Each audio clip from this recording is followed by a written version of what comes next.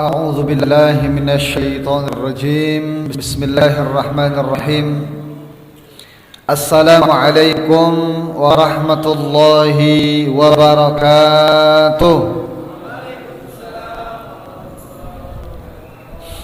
الحمد لله الذي هدانا لهذا وما كنا لنهتدي لولا أن هدانا الله. أشهد أن لا إله إلا الله وحده لا شريك له وأشهد أن محمدا عبده ورسوله وصفيه وخليله. اللهم صل وسلم وبارك وأنعم على سيدنا وحبيبنا ومولانا محمد وعلى آله وأصحابه ومن تبعهم بإحسان إلى يوم الدين. أما بعد. قال الله سبحانه وتعالى: أعوذ بالله من الشيطان الرجيم. بسم الله الرحمن الرحيم.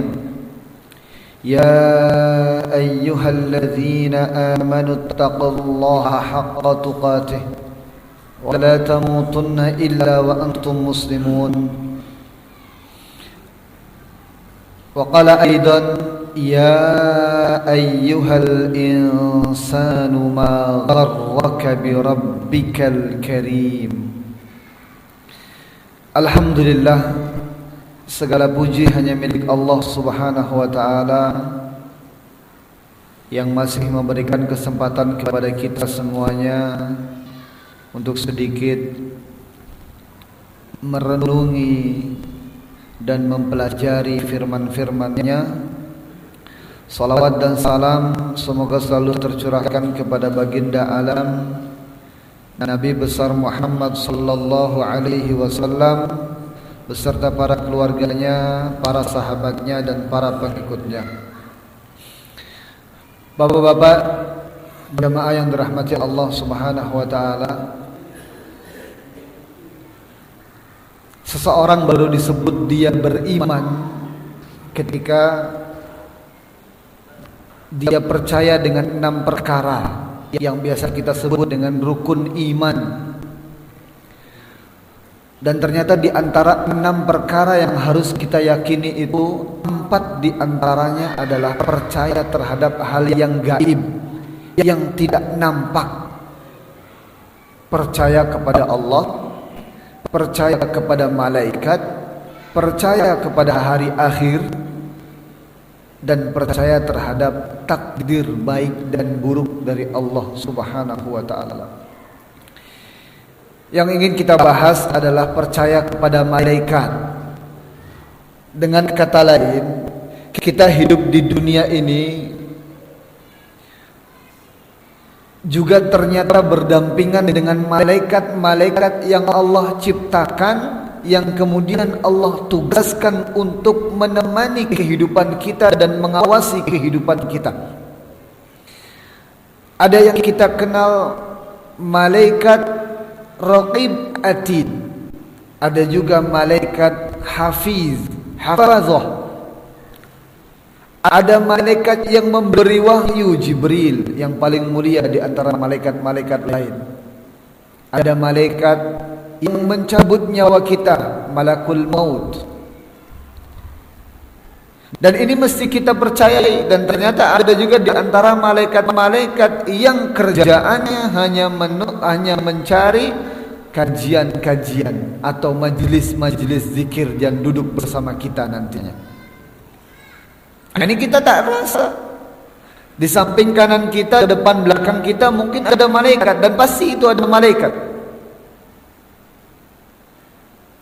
Maka kata Rasulullah sallallahu alaihi wasallam dalam satu hadis, terutama untuk memuliakan malaikat yang mencatat amal baik buruk kita, kata Rasulullah sallallahu alaihi wasallam, akrimu al-kiram al-katibin, muliakan malaikat yang senantiasa mencatat amalan-amalanmu. Alladzina la yufariqukum, yang tidak pernah pergi dari dirimu. Jadi ternyata malaikat yang kiram, yang disifati sebagai malaikat kiram, malaikat yang mulia, itu senantiasa berada di sekitar kita. La yufariqunakum, tidak pergi dari kita walaupun sesaat, kecuali dalam dua keadaan. Illa fi ihdal halataini, kecuali dalam dua keadaan. Apa itu? Al-ghaib wal jinabah, orang yang sedang junub dan orang yang, mohon maaf, ghaib, buang air. Nah, itu malaikat pergi dari kita. Tapi selain daripada itu, malaikat senantiasa bersama kita. Makanya anjuran daripada Rasulullah, istahyu, malulah kalian terhadap malaikat-malaikat yang senantiasa berada di sekeliling kalian. Kalau kalian mandi, fastatiru, kalau mandi, kalau bisa tutup. Zaman dulu kan tidak ada tembok. Anjuran dari Rasulullah, tutup dengan benda. Kalau tak ada benda, tutup biba'irihi, dengan kendaraannya atau dengan untanya. Zaman sekarang sudah ada kamar mandi, sudah tertutup kamar mandinya. Nah, ini merupakan rukun iman, termasuk daripada rukun iman yang mesti kita percayai, bahwa ternyata ada malaikat yang senantiasa hidup berdampingan bersama kita. Maka anjuran daripada Rasulullah, muliakan malaikat tersebut, dan kita mestinya merasa malu. Malu untuk berbuat maksiat. Mau maksiat, pikir-pikir, ada malaikat yang senantiasa berdampingan dengan kita. Ada malaikat yang melihat kita. Jangankan malaikat, ini kan yang gaib. Kalau yang nampak, di samping kita ada orang mulia, kita mau berbuat senonoh, kira-kira masih kita lanjutkan atau tidak? Pasti kita hitung-hitung dulu, malu kita untuk berbuat.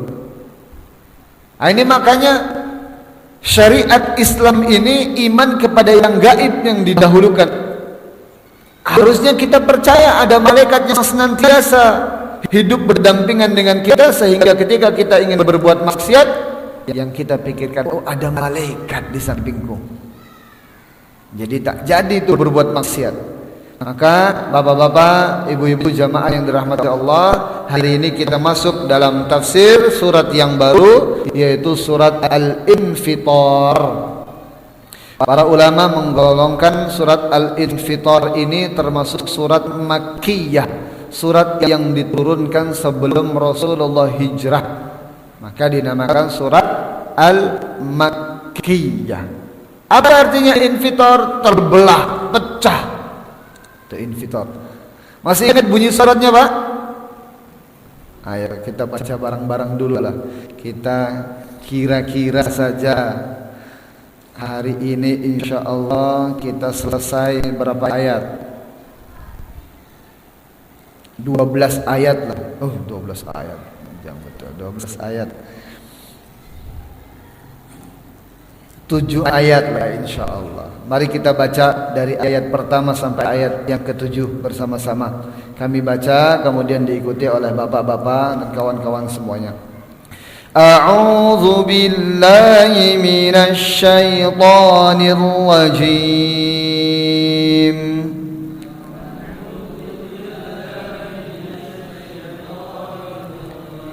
Bismillahirrahmanirrahim.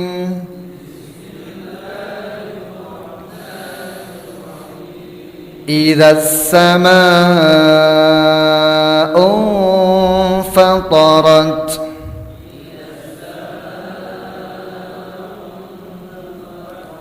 وإذا الكواكب انتثرت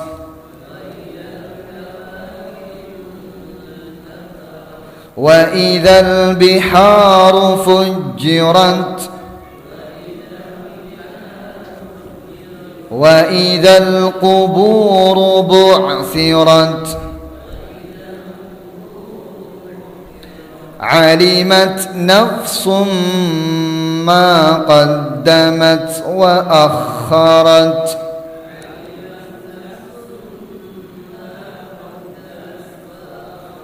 يا أيها الإنسان ما غرك بربك الكريم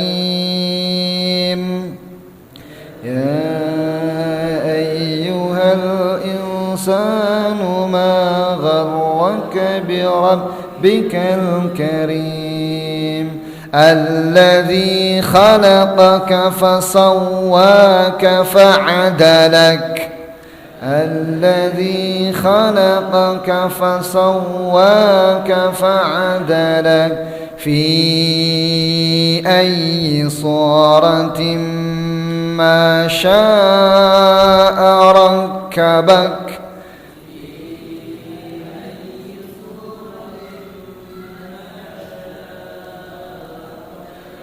كلا بل تكذبون بالدين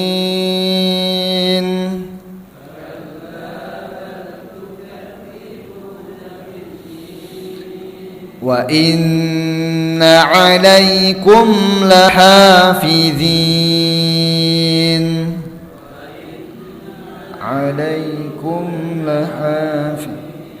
كراما كاتبين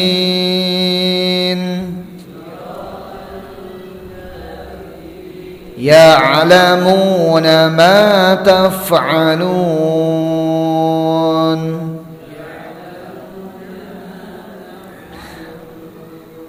Surat ini masih berbicara mengenai kejadian pada hari kiamat. Maka hadis yang pernah kita sebutkan dulu diriwayatkan oleh Imam Muslim dan Imam Bukhari bahwa Rasulullah sallallahu alaihi wasallam bersabda, "Man sarrahu ayyanzura ila yaumil qiyamati ra'yal 'aini falyaqra surata aw falyaqra idza syamsu kuwirat idza as-samaa'u fatarat wa idza as-samaa'u syaqqat." Ada 3 surat yang kata Rasulullah sallallahu alaihi wasallam kalau kita pahami, kita pelajari, itu bagaikan kita melihat kiamat itu terjadi di depan mata kita. Surat apa itu? Yang pertama Takwir, surat At-Takwir. Idza syamsu kuwirat, apabila matahari kuwirat itu matahari digulung. Kemudian surat yang selanjutnya Idza samaa'u fatarat, yang saat ini sedang akan kita bahas. Apabila langit infatarat, pecah, terbelah, berkeping-keping. Surat yang selanjutnya Idza samaa'u syaqqat, apabila langit pun terbelah. Nah, ini kalau 3 surat ini dibaca, seakan-akan kita sudah melihat kiamat itu dengan mata kepala kita sendiri. Hari ini kita akan bahas surat Al-Infitar. Infitar yang bunyinya Allah Subhanahu wa taala katakan 4 ayat yang pertama itu berbicara tentang kejadian di hari kiamat. Idzas samaa'u fatarat, apabila langit terbelah. Wa idzal kawakibu tasarat, dan apabila bintang-bintang dan seisi bumi berjatuhan intasarat. Wa idzal biharu fujirat, dan apabila lautan terpancar. Wa idzal quburu bu'sirat, dan apabila kuburan dibongkar dan mengeluarkan isinya. 3 ayat yang pertama itu menjelaskan kejadian kiamat di dunia. Tiupan yang pertama. Jadi ada 2 tiupan. Tiupan yang pertama terjadi langit yang kokoh, yang Allah Subhanahu wa taala katakan, "A antum asyaddu khalqan amis samaa'u banaha?" Apakah kalian itu penciptaannya atau menciptakan kalian itu lebih rumit daripada menciptakan langit?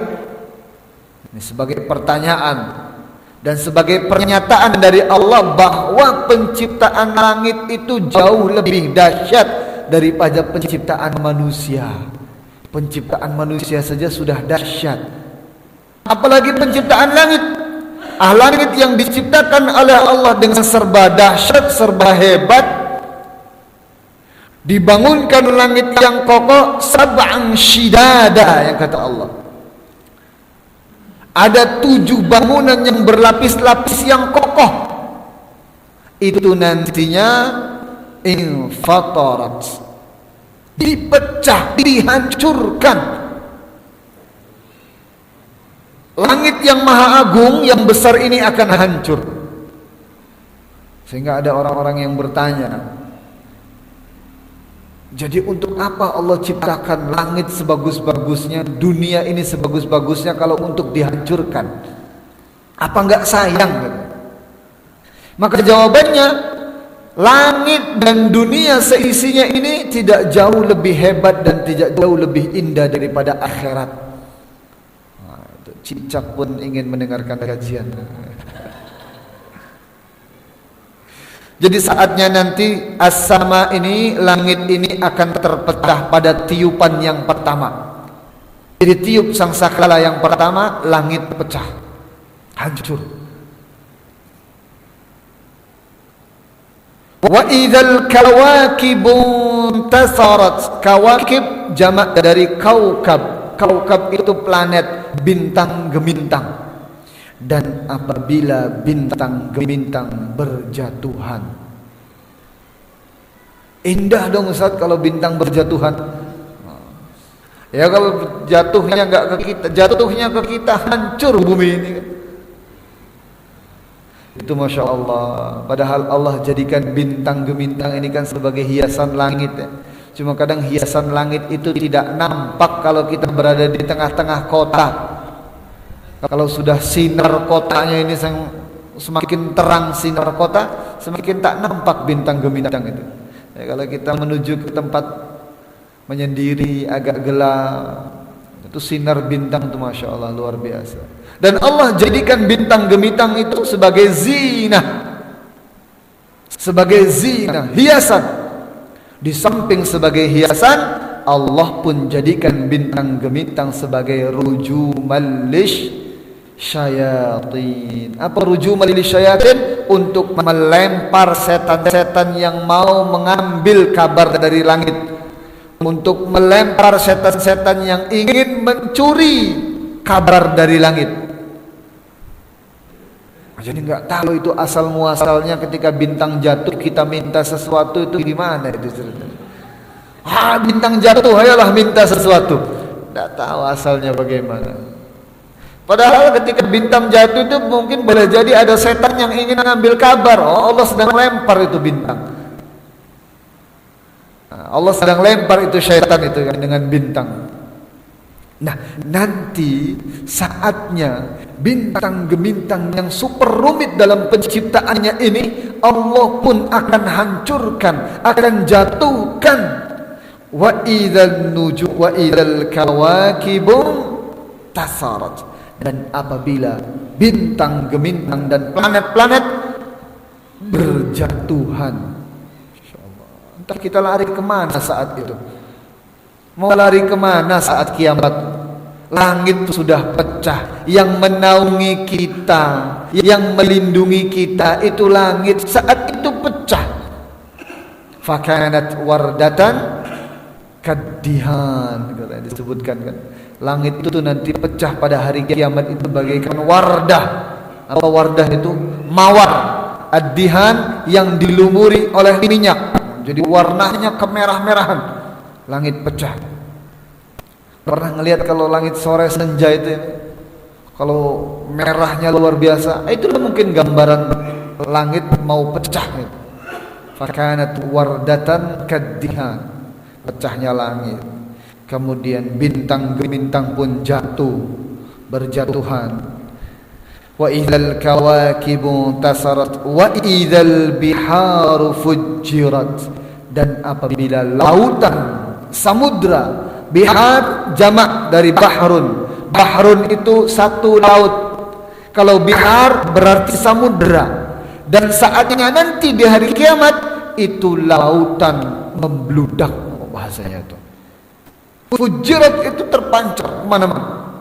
Airnya itu bertabrakan satu sama lain. Sudah tidak di tempatnya lagi. Kita bayangkan saja tsunami dulu kan. Itu orang-orang yang berada di Aceh itu kan mendengarkan suara yang dahsyat saat itu. Suara kejadian tsunami-nya sendiri.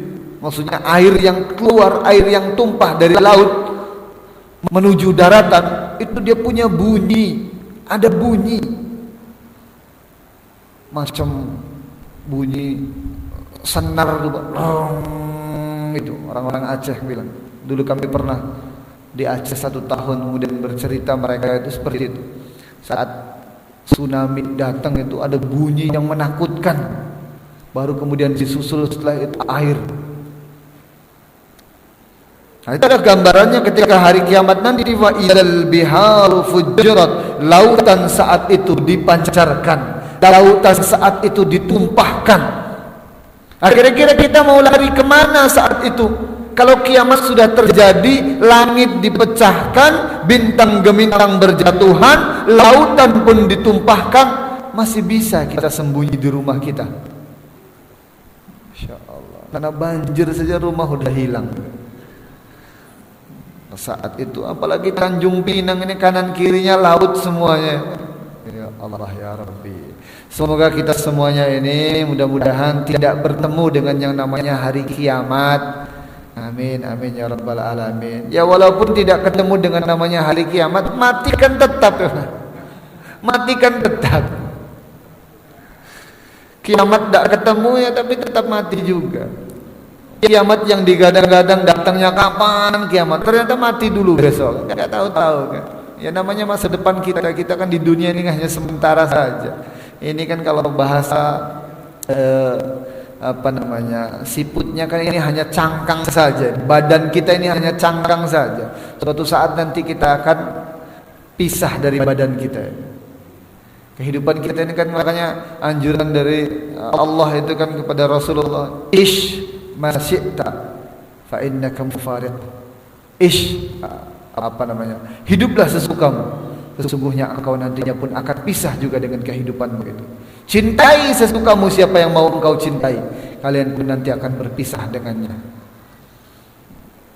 Jadi wa idzal kawakibu tasarat, bintang-bintang saat itu dijatuhkan dan lautan pun akan ditumpahkan oleh Allah Subhanahu wa taala. Wa idzal biharu fujirat. Nah, kejadian yang 3 ayat pertama ini terjadi pada tiupan yang pertama, sehingga manusia dan seluruh makhluknya Allah mati semuanya. Tidak ada satu makhluk pun yang masih hidup saat itu. Baru kemudian tiupan yang kedua, wa idzal quburu bu'sirat. Setelah mati semuanya, ditiup dengan tiupan yang kedua, apa yang ada di dalam kubur itu semuanya bangkit. Bumi yang mana Ustaz? Ini kan bumi sudah dihancurkan, diganti buminya. Mataharinya pun diganti dengan matahari yang baru, tapi kuburannya masih tetap ada. Kita dibangkitkan dari kuburan kita masing-masing. Kalimat bu'sirat itu diambil dari kalimat ba'asa. Ba'asa itu dibangkitkan, ditambah dengan ro, artinya dibangkitkan dengan keadaan bertaburan, berantakan. Jadi tidak sekedar dibangkitkan begitu saja, tapi dihancurkan terlebih dahulu.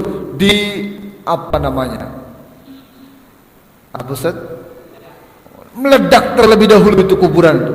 Dan tubuh kita, tulang belulang kita semuanya itu terbongkar naik ke atas dulu. Wa idzal quburu bu'sirat. Dan apabila kuburan saat itu dibongkar, baru setelah itu kita dengan tulang ekor kita, ujung tulang ekor kita akan dibangkitkan kembali. Saat dibangkitkan, bagaimana keadaan manusia? Jaradun muntasir, bagaikan apa jarad? Belalang yang kesana kemari, ada yang ke kanan, ada yang ke kiri, ada yang ke depan, ada yang ke belakang. Bingung kita mau kemana. Nah, pada saatnya nanti akan digiring menuju padang mahsyar. Dalam keadaan telanjang bulat, dalam keadaan tidak memakai sandal. Yang laki-laki dalam keadaan tidak berhitan. Masih sempat tak mikir istri kita, Pak? Mana istri kita? Tidak. Kita mikir diri kita sendiri. Hari itu kita semuanya sibuk. Yauma idzin sya'nui yughni. Pada hari itu semua orang likulli imri'in minhum yauma idzin sya'nui yughni. Pada hari itu semua kita sibuk dengan kesibukan masing-masing, memikirkan diri kita sendiri. Nanti ini mau digiring kemana? Ini saya lagi berada di mana? Namanya orang tidur bagaimana sih, Pak? Orang tidur saja, tidur dibangunkan yang biasa saja kadang kita kaget. Ini kita dalam keadaan terbaring di alam kubur kita, kemudian dibangkitkan oleh Allah dengan keadaan terbongkar kuburan kita. Maka kita bingung itu mau kemana. Dan sibuk kita ngurusin diri kita sendiri. Oh, ini saya mau kemana? Ini hidup apa?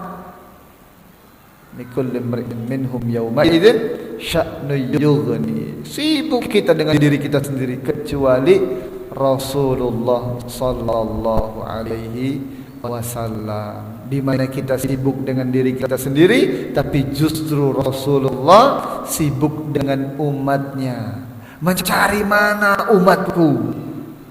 Mau digiring kita semuanya kemana? Ke Al-Kausar terlebih dahulu, Telaga Kausar. Mau dikasih minum dulu. Dari mana Rasulullah mengetahui umatnya Rasulullah? Dari bekas air wudu. Inna ummati yub'asu yawmal qiyamati ghurran muhajjilina min asaril wudu. Sesungguhnya umatku pada hari kiamat nanti akan dibangkitkan dengan bekas air wudu. Faman istata'a ayyutilla ghurratahu falyutil. Barang siapa yang mampu untuk memperpanjang, memperbanyak bekas wudunya, maka silahkan perbanyak bekas wudunya. Tangan normalnya sampai sikut, kita wudu sampai sini, boleh tidak? Boleh. Kepala pun boleh dilebihkan. Yang penting anggota tubuh yang harus dibasuh saat berwudu. Selain daripada itu tidak boleh. Perut kita mau dikasih wudu biar nampak sama Rasulullah. Leher ini yang belakangnya juga gitu kan. Itu yang tak boleh. Bahkan kata Imam Al-Ghazali, dinukil oleh para ulama-ulama fikih yang lainnya, orang yang berwudu lebih dari 3 kali cucian itu termasuk yang makruh, wudu yang makruh. Nah, tadi kan faman istata'a ayyutilla ghurratahu, barang siapa yang mampu untuk memperpanjang bekas air wudunya, silahkan. Dengan 3 kali cucian itu diperpanjang. Tapi kalau lebih dari 3, itu termasuk yang dimakruhkan. Kenapa makruh? Karena mubazir airnya. Nah ini, airnya mubazir. Maka untuk berwudu itu kerannya kecil saja. Dia kadang-kadang wudu kerannya sampai kencang. Kita tangan kita masuk, yang basah samping kita. Giliran cuci wajahnya sampai ke samping-samping. Nah, ini kita kembali lagi ke sini. Wa idzal quburu bu'sirat, dan apabila kuburan itu dibongkar. Ketika kuburan dibongkar, yang nampak dari diri kita apa? Dalam surat Al-Adiyat itu apa bunyinya? Wa hussila ma fis sudur. Sebelumnya apa? Al-'adiyati dhabha innal insana lafi khusr. Bu'sira ma fil qubur wa hussila ma fis sudur. Dan saat kuburan itu dibongkar, yang nampak pada diri kita adalah hati kita. Wa hussila ma fis sudur. Hatinya nampak. Mana hatinya yang bersih, nanti digolongkan oleh Allah ke dalam hamba-hambanya Allah. Masuk surga itu gampang. Yang sulit itu mendapatkan titel sebagai hambanya Allah.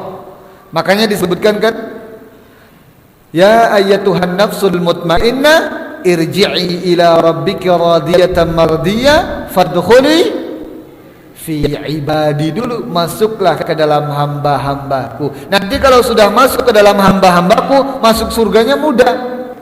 Ini masuk ke dalam hamba-hambanya Allah, ini yang agak sulit. Bagaimana kita digolongkan sebagai hamba-hambanya Allah? Dalam surat yang lain, dalam surat Al-Furqan, akhir surat Al-Furqan itu kan disebutkan, wa ibadur rahmanil ladzina yamshuna 'alal ardi hauna. Salah satunya hamba-hambanya Allah itu kalau berjalan di atas muka bumi, dia tidak sombong, hauna, slow, kalem, tapi tidak santai. Makanya dulu di zamannya Umar bin Khattab itu Aisyah radhiyallahu anha bertemu anak-anak muda yang kalau berjalan tunduk luar biasa. Tunduk. Ditanya oleh Aisyah, "Man haula?" Siapa itu mereka? Qala nusak. Mereka adalah ahli ibadah, hafal Quran, orang soleh. Loh kok enggak gitu? Kata Aisyah. Dibandingkan dengan Umar bin Khattab. Umar bin Khattab itu ahli ibadah dia kata. Tapi kalau berjalan asra'a, idza masya asra'a, kalau berjalan dia cepat. Wa idza takallama asma'a, apabila dia berbicara didengarkan oleh orang. Artinya suaranya lantang. Wa idza daraba auja'a, apabila dia mukul sakit orang yang dipukulnya. Nah ini dengan arti tadi hauna itu kan diartikan wa ibadur rahmanil ladzina yamshuna 'alal ardi hauna, orang-orang ibadur rahman, hamba-hamba Allah yang termasuk hamba-hamba Allah yang pertama apabila dia berjalan tidak terburu-buru, tidak pula santai. Hauna santai. Apa ya? Tengah-tengah. Tidak boleh terlalu lambat juga. Cepat boleh tidak? Boleh. Tapi hauna itu apa ya? Berjalan dengan penuh dengan kesombongan, congkak, angkuh. Nah, itu jadi masuk ke dalam surga itu mudah, yang sulit adalah masuk ke dalam kategori hamba-hambanya Allah Subhanahu wa ta'ala. Kita balik lagi. Jadi tiga kejadian yang pertama itu wa idzas samaa'u fatarat wa idzal kawakibu tasarat wa idzal biharu fujirat. Ini terjadi pada tiupan yang pertama, dan tiupan yang kedua disebutkan wa idzal quburu bu'sirat, dan apabila kuburan waktu itu dibongkar, digiring kita. Semoga Rasulullah cepat menemukan kita saat itu, biar kita tidak dalam keadaan pusingnya enggak lama-lama. Ketemu bersama hamba-hamba Allah yang lainnya, digiring menuju Telaga Kausar. Minum dulu barang seteguk dua teguk. Kata Rasulullah, barang siapa yang minum dari Telaga Kausar walaupun cuma satu teguk, dia tidak akan merasa kehausan untuk selama-lamanya. Artinya perjalanan kita masih panjang saat itu. Kalau sudah minum dari Telaga Kausar, aman perjalanan selanjutnya. Nah ini dia. Wa idzal quburu bu'sirat. Ayat yang kelimanya Allah Subhanahu wa ta'ala katakan, alimat nafsum ma qaddamat wa akharat. Saat itu ketika manusia dibangkitkan lagi dari kuburannya, alimat, setiap jiwa, nafsun, setiap jiwa mengetahui ma qaddamat, apa yang pernah ia lakukan dulu, qaddamat, wa akharat, dan baru-baru kemarin yang ia lakukan. Imam Al-Qurtubi mengatakan ma qaddamat ini yang dilakukan di masa mudanya. Teringat kembali itu masa mudanya dulu. Mungkin kita saat ini kita sudah lupa itu. Paling yang kita ingatkan cuma prestasi kita, ya Pak ya, atau apalagi kejadian yang tak enak, musibah kita, gitu. Dosa kita kira-kira masih ingat tak? Pernah mukul orang lain, gitu. Pernah cemooh orang lain. pernah ngambil uangnya orang lain, mungkin ada beberapa yang masih ingat. Tapi yang enggak ingat saat itu, alimat nafsum ma qaddamat wa akhar. Saat itu semua orang mengetahui apa yang dulu pernah ia lakukan dan akhir ia lakukan. Artinya dulu pas masa mudanya dia lakukan dan di masa tuanya pun dia lakukan, itu semuanya nampak. Alimat. Bagaimana cara taunya? Nanti pas hari hisab, yaumul hisab, hari pembalasan itu. Dipaparkan semuanya, ini pada jam sekian, tanggal sekian engkau berlaku seperti ini, baru ingat. Bisa menyangkal atau tidak apa yang kita lakukan? Oh ini enggak sesuai, kayaknya dulu saya enggak kayak gini deh Allah. Tidak bisa. Karena nanti yang akan bersaksi adalah kedua tangan kita. Yang bicara kedua tangan kita, yang bersaksi anggota tubuh yang lainnya. Jadi pada saat itu semua orang mengetahui lagi apa yang dulu pernah ia lakukan dan apa yang di masa tuanya dia lakukan. Semuanya akan dihisab kecuali yang sudah diistighfari. Di ayat yang selanjutnya Allah Subhanahu wa taala katakan ya ayyuhal insan. Biasanya penggunaan kata insan, panggilan kata insan itu untuk orang-orang yang berbuat maksiat, untuk orang-orang yang kafir. Nah, kenapa Allah gunakan insan di sini? Karena ayat selanjutnya, kalimat selanjutnya berbicara ma gharraka bi rabbikal karim. Apa yang membuatmu, apa yang memperdayaimu? Gharra itu memperdaya, gharra itu menipu. Ghurur, nah, dunia itu kan punya sifat apa? Wa mal hayatud dunya illa mata'ul ghurur. Kehidupan dunia ini hanya mata, benda-benda yang melenakan, perhiasan yang melenakan. Itu dunia. Maka disebutkan di sini ya ayyuhal insan, wahai manusia, ma gharraka. Ini ada dua cara membacanya. Ma gharraka bi rabbikal karimi, ada juga yang membaca ma gharraka bi rabbikal karimu.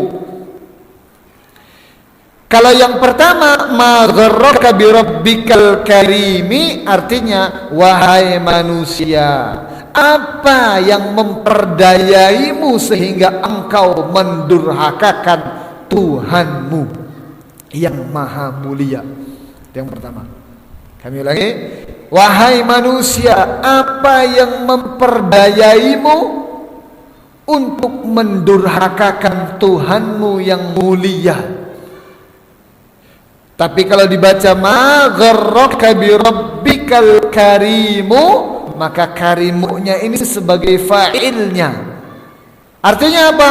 Wahai manusia, mengapa kemuliaanmu menjadikan dirimu berdurhaka kepada Allah atau mendurhakai Allah? Sama tak Pak artinya? Arti yang pertama, wahai manusia, apa yang memperdayaimu, apa yang membuatmu durhaka kepada Allah? Kita punya jawaban atau tidak Pak? Kita banyak berbuat maksiat, catatan perbuatan buruknya kita banyak. Kemudian Allah tanya nanti pada hari hisab, wahai manusia, apa yang membuat dirimu durhaka kepada diriku? Mampu kita jawab? Bisa kita jawab? Atau ada satu maksiat yang ditanyakan oleh Allah, hei manusia, kenapa engkau berbuat seperti itu padahal itu merupakan durhaka kepadaku? Bisa kita jawab?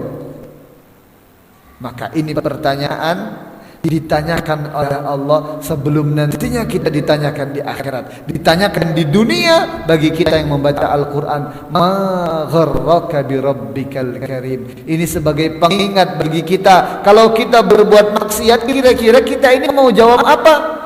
Padahal ada malaikat yang senantiasa hidup berdampingan dengan kita, mencatat amalan-amalan kita yang nantinya akan melaporkan kepada Allah. Dan Allah pun mengetahui dan melihat apa yang kita lakukan. Jadi sebagai apa? Renungan bagi kita bersama, kalau kita berbuat maksiat, ini kira-kira kalau Allah tanyakan, kalau Allah tanya, kita mau jawab apa? Mau korupsi, tidak ada orang lain tahu, sampai KPK pun nggak tahu. Kira-kira nanti kalau Allah tanya, mau jawab apa? Mau jawab ikut-ikutan kawan? Mau jawab gara-gara istri? Tidak bisa. Ma gharraka bi rabbikal karim. Jadi ini merupakan pertanyaan yang dilemparkan oleh Allah kepada kita di dunia nantinya, sebelum Allah lemparkan juga ini pertanyaan di akhirat. Maka ini untuk menjadi renungan kita bersama. Ketika kita berbuat maksiat, harus kita tanyakan, ini nanti kalau saya berbuat seperti ini, Allah pasti melihat ini. Allah melihat apa yang kita lakukan. Mau jawab apa kita? Ma gharraka bi rabbikal karim. Tuhanmu, maka disebutkan di sini bi rabbika, Tuhan yang mengawasimu, Tuhan yang memberi rizkimu. Kenapa engkau durhaka? Rabbun kan? Ada Rabbun, ada ilahun. Kalau Rabbun, Tuhan yang menciptakan, Tuhan yang memberi rizki, Tuhan yang mengatur kehidupan kita, Tuhan yang mengawasi kita, Tuhan yang merencanakan apa yang tak terjadi pada diri kita. Itu namanya Rabbun. Yang disebut di ayat ini, Rabbun ma gharraka bi rabbikal karim. Apa yang membuatmu durhaka kepada Tuhan yang mengawasimu? Kenapa engkau durhaka kepada Tuhan yang memberimu rizki? Jadi kalau kata Ibrahim bin Adham, tadi kami sempat baca, Ibrahim bin Adham termasuk dari pendurhakaan kepada Allah. Durhakanya manusia kepada Allah itu salah satunya adalah meminta sesuatu kepada selain Allah. Baik itu kebutuhan, baik itu meminta perlindungan. Wah, ini gak tenang ini hidup saya kayak gini nih. Di sana pakai dukun ini. Akhirnya kita pergi ke dukun lagi. Ini betul dah, Pak? Kadang-kadang kan seperti itu. Ada orang yang main dukun dilawan dengan dukun lagi. Kenapa kita tidak percaya kepada Allah yang menciptakan dukun tersebut? Mau yang real, mau yang konkret, mau yang jelas-jelas saja, mau yang nampak. Ada orang kena santet, kadang-kadang tubuhnya gatelan terus setiap malamnya. Dia nggak sabar. Baca Al-Quran kok nggak bikin dia tenang gitu. Sholatnya ini nggak bikin dia tenang. Akhirnya pergi ke dukun. Ini kan berarti kita tidak percaya dengan bacaan Al-Quran kita, tidak percaya dengan ibadah kita, tidak percaya kepada Allah, si pemilik dukun itu. Pergi ke dukun lain, dilawan dengan dukun lain. Itu enggak akan menjadikan solusi bagi kita, justru menimbulkan masalah lain. Kalau dukun yang satunya kalah, dukun yang ini menang, nanti dukun yang ini minta macam-macam lagi. Nah, jadi termasuk pendurhakaan manusia kepada Allah adalah meminta sesuatu kepada selain Allah, baik itu kebutuhan maupun perlindungan. Maka ikrar kita di dalam surat Al-Fatihah, Iyyaka na'budu wa iyyaka nasta'in. Hanya kepadamu kami menyembah, na'budu, dan hanya kepadamu kami meminta pertolongan. Yang lain enggak, yang lain cuma sebagai perantara saja. Jadi bentuk durhaka kita kepada Allah yang pertama adalah meminta sesuatu kepada selain Allah. Yang kedua, ini menyembah kepada selain Allah, bersyukurnya kepada selain Allah, yang memberi rizki Allah, yang menyehatkan badan kita Allah, yang memberikan keluarga kita Allah, menyehatkan keluarga kita juga Allah. Tapi ternyata justru kita berterima kasihnya kepada selain Allah. Terima kasih kepada manusia bagus. Kata Rasulullah pun apa? Man la yashkurin nas la yashkurullah. Barang siapa yang tidak bersyukur kepada manusia, berterima kasih kepada manusia, dia sama saja tidak bersyukur kepada Allah. Maksudnya apa? Bukan itu, tapi dia menyembah, menjadikan orang lain, menjadikan sesuatu selain Allah sesembahannya. Percaya bahwa rizkinya percaya bahwa dagangannya ini laris gara-gara pergi ke dukun tersebut, gara-gara mengikuti saran kawan kita. Jadi pertama, berterima kasihlah kepada Allah Subhanahu wa taala, menyembah hanya kepada Allah saja. Kemudian yang ketiga, bentuk pendurhakaan kita kepada Allah yang ketiga adalah menyia-nyiakan pemberian Allah. Disia-siakan. Tidak menggunakan apa yang telah Allah berikan itu ke dalam manfaat bagi orang lain. Jadi jangankan Allah ya, kalau kita memberi sesuatu kepada orang lain, ternyata kita lihat sesuatu itu dicampakkan begitu saja.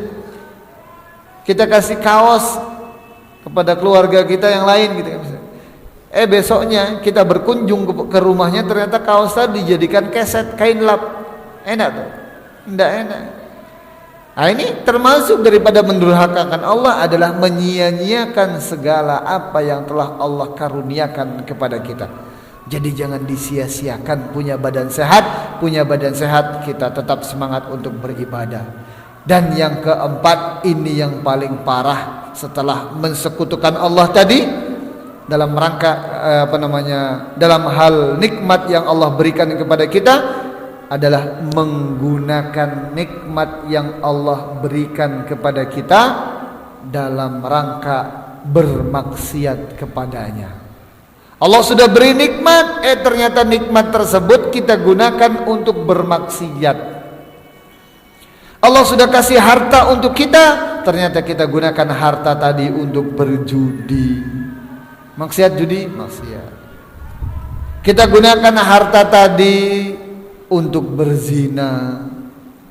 Kita punya mata dikasih oleh Allah, ternyata kita gunakan mata kita, fasilitas yang Allah berikan pada kita dalam rangka bermaksiat. Ini termasuk firman Allah Subhanahu wa taala, innal insana lirabbih lakanud. Sesungguhnya manusia itu terhadap Tuhannya kanud. Kanud itu kafir. Kanud itu menggunakan fasilitas yang Allah berikan kepada kita dalam rangka bermaksiat kepada Allah. Wa innahu ala dzalika lasyahid. Sesungguhnya ia pun merasa. Manusia merasa itu. Merasa apa? Kita kadang menggunakan apa yang Allah telah berikan kepada kita dalam rangka bermaksiat. Merasa lasyahid katanya. Nah, kita lanjut lagi ke sini. Ya ayyuhal insan. Jadi ini tafsiran yang pertama, wahai manusia, apa yang membuat dirimu durhaka kepada Allah? Punya jawaban? Tidak punya jawaban. Nah, tafsiran yang kedua yang dibaca tadi bukan karimi tapi karimu.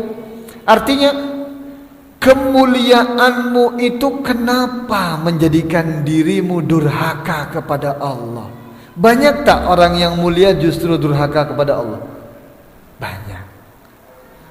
Justru dia tidak ingat terhadap dosanya. Terus maksudnya mulia di sini mulia di mata manusia. Padahal mulia itu kata Allah Subhanahu wa taala merupakan salah satu ujian dari Allah juga. Fa ammal insanu idza mabtalahu rabbuhu fa akramahu wa na'amahu fayaqulu rabbi akraman. Adapun manusia kalau dia diberikan kemuliaan, diberikan kenikmatan, terkadang dia mudah mengatakan ini saya layak untuk mendapatkan kemuliaan ini. Sudah asyhadu an la ilaha illallah. Masyaallah. Kita tutup dengan kafaratul majlis. Subhanakallahumma wa bihamdika asyhadu an la ilaha illa anta astaghfiruka wa atubu ilaik. Kita teruskan, lanjutkan pada pertemuan yang akan datang insyaallah. Assalamualaikum warahmatullahi wabarakatuh.